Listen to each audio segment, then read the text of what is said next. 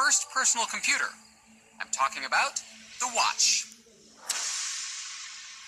How do they go from big wall-mounted grandfather clocks to something you can wear on your wrist?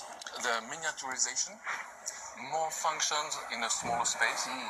Pierre Gigax is a watchmaker in Switzerland. The microelectronics, Some of his watches have more than 400 components.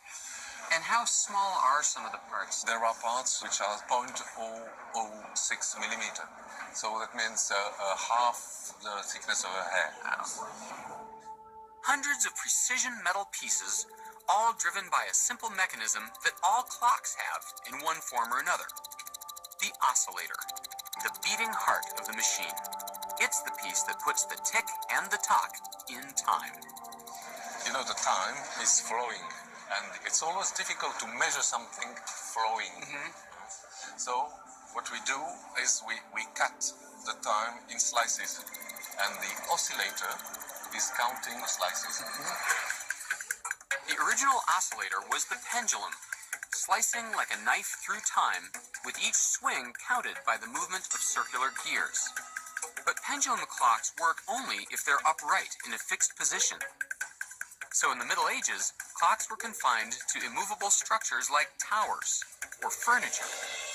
But in the 15th century, the invention of the mainspring changed everything. It was essentially the first battery, a metal coil that could store mechanical energy. As it unwound, the mainspring powered a compact wheel. It was a major breakthrough.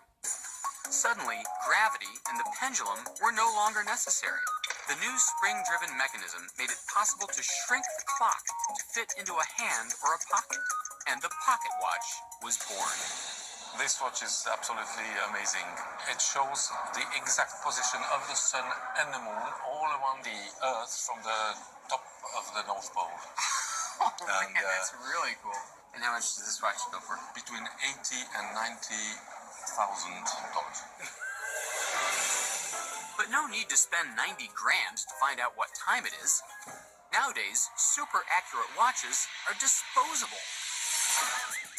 Thanks to another great clock revolution, which began in the 1960s, out went the spring and mechanical oscillator, replaced by a tiny sliver of solid mineral quartz. Slice a piece of quartz small enough, send an electric current through it, and it vibrates. Fast. A quartz-driven clock can accurately chop time into millionths of a second. But the biggest selling point for quartz is that it's cheap. That's because quartz is actually silicon, commonplace sand, the second most abundant element on Earth. For the first time, a material replaced a machine.